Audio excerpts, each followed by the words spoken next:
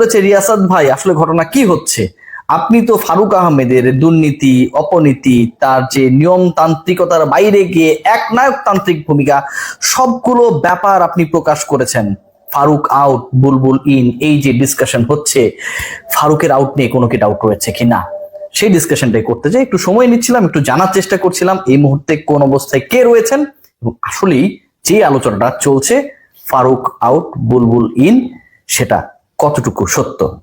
প্রথমে বলে রাখি যে আলোচনা চলছে আপনাদেরকে একটু আমি আশ্বস্ত করতে চাই, এই আলোচনার ভিত্তি রয়েছে। Definitely Bulbul in, Faruk out, আপাতত নেই কোনো ডাউট। এই আলোচনার যথাযথ ভিত্তি রয়েছে, একটা প্রসেসের মধ্যে রয়েছে এবং বিভিন্ন মিডিয়া আউটলেটে যে নিউজটা হয়েছে, যে নিউজগুলো হয়েছে সেগুলো ভুল না। দ্বিতীয় যে পয়েন্ট, যেই পয়েন্টটা মোস্ট সিগনিফিকেন্ট, যে ফারুক আউট হয়ে গেলেন, বুলবুল কবে ইন করবেন। তৃতীয় যে মোস্ট সিগনিফিকেন্ট পয়েন্ট, এটা আরো বেশি ইম্পর্টেন্ট, এই মুহূর্তে ফারুক আহমেদের অ্যাক্টিভিটি কি। এবং নাম্বার ফোর্থ যে ইস্যুটা রয়েছে সেটা হচ্ছে কি কারণে আসলে ফারুককে আউট করার ব্যাপারে বা ফারুকের থেকে রাহু মুক্ত করার ব্যাপারে বাংলাদেশ ক্রিকেট বোর্ডকে যারা নীতি নির্ধারণের পর্যায়ে রয়েছেন তারা ভাবছেন। দেখুন আপনাদের একটা ছোট্ট এক্সাম্পল দিই, এক্সাম্পলটা দিলে আপনারা ব্যাপারটা বুঝতে পারবেন এবং বুঝতে সহজ হবে। বাংলাদেশে এই মুহূর্তে একটা ইন্টারিম সিচুয়েশন চলছে এবং এই পার্টিকুলার সিচুয়েশনে ইন্টারিম গভর্নমেন্টের প্রধান হিসেবে দায়িত্ব পালন করছেন অধ্যাপক ডক্টর মোহাম্মদ ইউনূস, রাইট? আপনাদের পছন্দ অপছন্দ নানা কিছু থাকতে পারে, প্রত্যেক মানুষ একই রকম ভাবে চিন্তা করবে সেটা আমি এক্সপেক্ট করি না, কিন্তু বাংলাদেশের ইন্টারিম গভর্নমেন্টের প্রধান হচ্ছে ডক্টর মোহাম্মদ ইউনূস। এখন ডক্টর মোহাম্মদ ইউনূস যদি কালকে ঘোষণা করেন যে পরবর্তী যে জাতীয় ইলেকশনটা হবে সেই ইলেকশনে তিনি প্রার্থী, এটা কি মানুষ একসেপ্ট করবে? এটা কি তার যে মন্ত্রিসভা বলেন বা পরিচালনা পর্ষদ বলেন বা ইন্টারিম গভর্নমেন্টের যারা উপদেষ্টা রয়েছেন তারা বলেন, কেউ কি এটাকে ইতিবাচক ভাবে দেখবে বা এটা কি হওয়া সম্ভব? ডেফিনেটলি উত্তরটা হচ্ছে না, নো। ফারুক আহমেদও এরকম একটা ইন্টারিম সিচুয়েশনে বাংলাদেশ ক্রিকেট বোর্ডের দায়িত্ব নিয়েছেন এবং পরবর্তী ইলেকশনের আগ পর্যন্ত ক্রিকেট বোর্ডকে মোবিলাইজ করা, রেজাল্ট ওরিয়েন্টেড পারফরমেন্স গুলোতে কাজ করা এবং ফেয়ার একটা ইলেকশন এনশিওর করাটা হচ্ছে ফারুক আহমেদের কাজ, যে কারণে তাকে এখানটায় আনা হয়েছে। বাংলাদেশ যেভাবে চলছে, বাংলাদেশের প্রত্যেকটা অর্গানাইজেশন ঠিক সেভাবেই চলছে, খুবই স্বাভাবিক, তাই না? ইঞ্জিন যেদিকে যাবে বগিও সেদিকে যাবে। ফারুক আহমেদ এসে করলেন কি, ইন্টারিম গভর্নমেন্টে বা ইন্টারিম রোলে তিনি যখন বাংলাদেশ ক্রিকেট বোর্ডের প্রেসিডেন্টের দায়িত্ব পালন করলেন, ইন্টারিম সিচুয়েশনে নাজমুল হাসান পাপনা যখন পালিয়ে গেলেন, তিনি এসে কদিন আগে খালিদ মহিউদ্দিন ভাইয়ের টক শোতে অ্যানাউন্স করে দিলেন যে তিনি বাংলাদেশ ক্রিকেট বোর্ডের পরবর্তী ইলেকশন করতে চান। এখন আপনি বিসিবি সিটে রয়েছেন, আপনি ইলেক্টেড হয়ে আসেন নাই, আপনি তো প্রিভিয়াসলি কোনো ইলেকশন করেন নাই, আপনি বর্তমান সরকারের অনেকটা পক্ষ অথবা বর্তমান সরকারের আশীর্বাদ পুষ্ট হয়ে আপনি এখানটায় এসছেন এবং তাদের উদ্দেশ্যটা খুবই ভালো যে বাংলাদেশ ক্রিকেট বোর্ডের অন্যায় অবিচার অনিয়ম দূর করে আপনি একটা ফেয়ার ইলেকশন দিবেন এবং ফেয়ার ভাবে বিসিবিকে পরিচালনা করবেন। আপনি এসে বলছেন যে আমি আরো 4 বছর বিসিবিতে থাকতে চাই এবং এটা কিন্তু সরকারের স্ট্যান্স না, আপনার স্ট্যান্স। যারা আপনাকে বসালো তাদের স্ট্যান্স না, এনএসসি বসিয়েছে মানে তো সরকার বসিয়েছে। আপনি স্ট্যান্স নিলেন যে আপনি নিজে ইলেকশন করতে চান। এই আপনি এমন একজন পাবলিক যিনি হচ্ছে অনিয়ম করে টেন্ডারবাজি করলেন, টেন্ডার ছাড়া এনলিস্টমেন্ট ছাড়া বিভিন্ন কোম্পানিকে কাজ দিলেন এবং সেই কোম্পানিগুলো যে এনলিস্টমেন্টের বাইরে থেকে কাজ পেয়েছে সেগুলোর ডকুমেন্টস ডাটা রেকর্ড সবকিছু আমার কাছে আছে, আপনি চ্যালেঞ্জ করতে পারেন, আমি আপনার সাথে বসতে চাই। দ্বিতীয় যেটা, আপনি আপনার পরিচালনা পর্ষদ, মনে করেন সবচেয়ে খারাপ লোকটা আছে বা সবাই খারাপ, আপনি শুধুমাত্র ভালো, নাজমুল আবেদিন ফাইমও খারাপ লোক, তাদের অনুমোদন ছাড়া আপনি 238 কোটি টাকা উত্তোলন করলেন, 250 কোটি টাকা উত্তোলন করলেন, 238 কোটি টাকা আপনি বিভিন্ন ব্যাংকে ট্রান্সফার করলেন। যখন রিয়াসাত আজিমের মাধ্যমে নিউজটা হচ্ছে সব জায়গায় ছড়িয়ে গেল, বিভিন্ন মিডিয়া আউটলেট এটা নিয়ে প্রশ্ন করা শুরু করলো, তারপর আপনি ব্যাখ্যা দেওয়ার চেষ্টা করলেন যে ওই সময় আপনার হাতে ছিল না, এই কারণে আপনাকে দ্রুততম সময়ের মধ্যে করা হয়েছে। আচ্ছা, ক্রিকেট বোর্ডে কি অগাস্ট থেকে নভেম্বর পর্যন্ত কোনো মিটিং হয়নি, বোর্ড মিটিং হয়নি? আপনি কেন তাহলে অগাস্ট থেকে নভেম্বর পর্যন্ত ট্রান্সফার গুলো চলেছিল, পূর্ব অনুমোদন নিলেন না? পোস্ট ফ্যাক্টর অ্যাপ্রুভাল মানে হচ্ছে এখানে একটা 2 নম্বরই আপনি করেছেন। থার্ড যে পয়েন্ট মোস্ট ইম্পর্টেন্ট, যারা আসলে ছাত্র আন্দোলনে গুলি চালিয়েছে, হত্যা মামলার আসামি, তাদেরকে আপনি বাংলাদেশ ক্রিকেট বোর্ডের ভুয়া অফিসিয়াল বানিয়ে বাংলাদেশ সেনাবাহিনী পরিচালিত 5 স্টার হোটেল রেডিসনে কক্ষ ভাড়া নিয়ে রাখলেন, ইউএস বাংলা ফ্লাইটে ট্রাভেল করালেন, আপনার সফর সঙ্গী বানালেন এবং পরবর্তীতে ওই একই টক শোতে খালিদ মহিউদ্দিনের সেই টক শোতে গিয়ে আপনি বললেন যে আমি যতটুকু জানি রানার কোনো পলিটিক্যাল অ্যাফিলিয়েশন নেই। তার মানে তো আপনি সরকারকে চ্যালেঞ্জ করছেন, সরকারকে চ্যালেঞ্জ করছেন এভাবে যে সরকার বলছে যে তিনি এরকম মামলার আসামি, তাকে গ্রেপ্তার করা হয়েছে, জেলে আছে, আর আপনি বলছেন কোনো পলিটিক্যাল অ্যাফিলিয়েশন নেই। এই যে আপনার কদর্য কর্মকাণ্ডগুলো, এই কর্মকাণ্ডগুলোতে সাধারণ মানুষ, ক্রিকেটার, ক্রিকেট ভক্ত, সাংবাদিক এবং আপনি যাদেরকে পালছেন এই মুহূর্তে, আপনি তো একটা মোটামুটি একটা গোষ্ঠীকে পালছেন, আমরা সবাই তাদের নাম টাম জানি, ঠিক আছে? তারা কি করে কি জানেন? মজার একটা কাহিনী বলি। তারা যেটা করে, তাদের হাউস হচ্ছে ফারুকের এগেনস্টে একটা রিপোর্ট করে, একটা হালকা রিপোর্ট হয়, বুঝছেন? এটা করে এডিটরকে একটা বুঝ দেয় যে আমরা কিন্তু ফারুক ভাইয়ের এগেনস্টে, আমরা কিন্তু ফেয়ার। এরপরে ফারুককে নিয়ে যারা চাপাচাপি করছে এদেরকে নিয়ে একটা বড় রিপোর্ট করে। বুঝতে পারছেন? এই পলিসিটা এখন মেনটেন করছে আমার প্রিয় বড় ভাইয়েরা।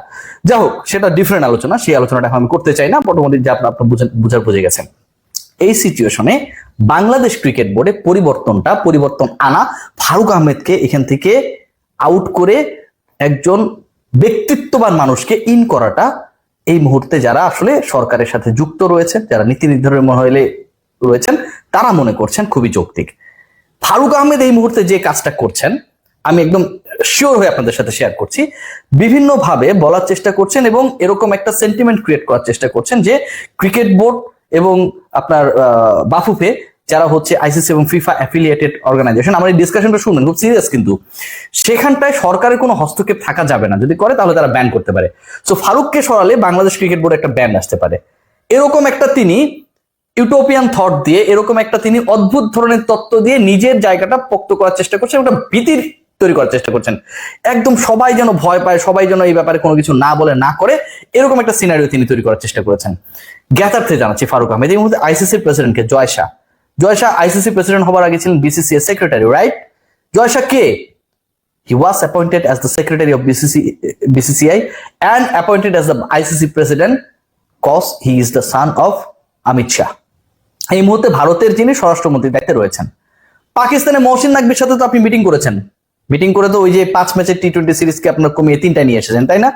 মহসিন নাকবি তিনি পিসিবির চেয়ারম্যান শুধু না, তিনি একই সাথে ওই দেশের হোম মিনিস্টার। সাবকন্টিনেন্টে যত ক্রিকেট বোর্ডের দায়িত্বশীল যারা থাকে সবাই ভাই পলিটিক্যাল ব্যাকগ্রাউন্ড থেকে আসে, ওই নাজমুল হাসান পাপন, সাবের হোসেন চৌধুরী থেকে শুরু করে সবাই। এবং পলিটিক্যাল কোন ধরনের যদি আশীর্বাদ পুষ্টতা আপনার উপর না থাকতো মিস্টার ফারুক আহমেদ, আপনি কি উড়ে এসে বিসিবিতে বসতেন? আপনার মধ্যে কি এমন আছে যে কারণে আপনি অটোমেটিক্যালি বিসিবি প্রেসিডেন্ট হয়ে যাবেন? কি কারণে আপনাকে এনএসসি সেই সমর্থনটা দিল? নিজের দিকে তাকান, আয়নায় নিজের চেহারা দেখেন, তারপরে আপনি বলার চেষ্টা করেন যে আইসিসিতে বাংলাদেশ ক্রিকেট বোর্ড নিষিদ্ধ হয়ে যেতে পারে। মজাটা এখানটায় ফারুক আহমেদ, আমার এই ডিসকাশনস গুলো আপনি শোনেন, আমি বিভিন্ন খবর পেয়েছি।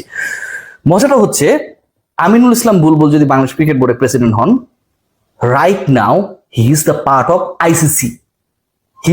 Of ICC himself. Bangladesh cricket বোর্ডে ফারুক আহমেদ আপনাকে যদি কিক আউট করা হয় এবং সেখানটায় যদি কেউ এন্ট্রি করে, সেই মানুষটা যদি আমিনুল ইসলাম বুলবুল হয়, যে আলোচনাটা রয়েছে যথেষ্টভাবে রয়েছে, তিনি নিজেই আইসিসির পার্ট। তো আপনি আইসিসির ভূগোল কাকে বোঝান?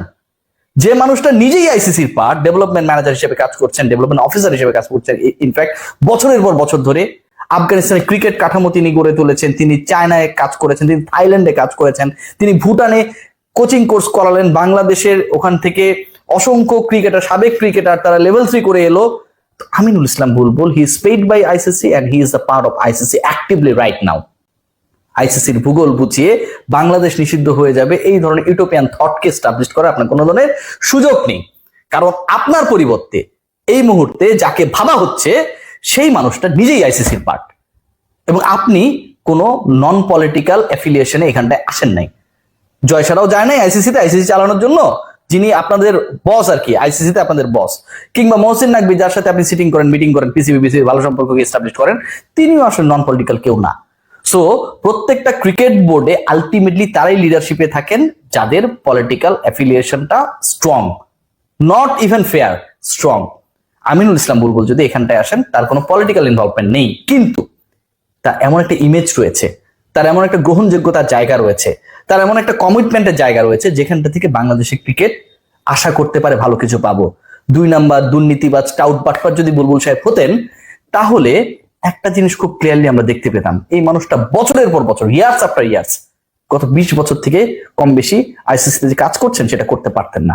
এসিসিতে কাজ করেছেন, আইসিসিতে কাজ করেছেন, এবং বিশ্বাস করেন ভাই, আমরা যারা খোঁজ খবর রাখি, প্রত্যেকটা আমাদের যারা এফিলিয়েটেড নেশনস রয়েছে আইসিসির সাথে, বোর্ড রয়েছে, প্রত্যেকের কাছে একটা রেসপেক্টেড নাম ইস আমিনুল ইসলাম বুলবুল।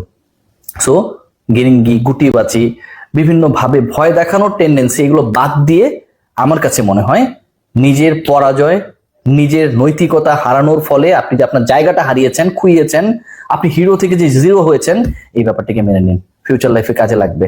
আমিনুল ইসলাম বুলবুলের যথেষ্ট সুযোগ রয়েছে, আলোচনা রয়েছে বাংলাদেশ ক্রিকেট বোর্ডের দায়িত্ব নেওয়ার, এবং ফারুক আহমেদ ডেফিনেটলি যদি তিনি ইলেকশন করেন, যেটাই করেন না কেন, তিনি তো ঘোষণা করেছেন, মানে অনেকটা ডক্টর মোহাম্মদ ইউনূসও পরে ইলেকশন করবে, ফারুক আহমেদের এটাকে যদি কোরিলেট করার চেষ্টা করি, ব্যাপারটা এরকম করে দাঁড়িয়ে যায় যে ঘোষণাটা তিনি করেছেন, আমার কাছে মনে হয় যে এটা পুরো সরকারকে অপমানিত করেছেন, ক্রীড়া উপদেষ্টাকে অপমানিত করেছেন।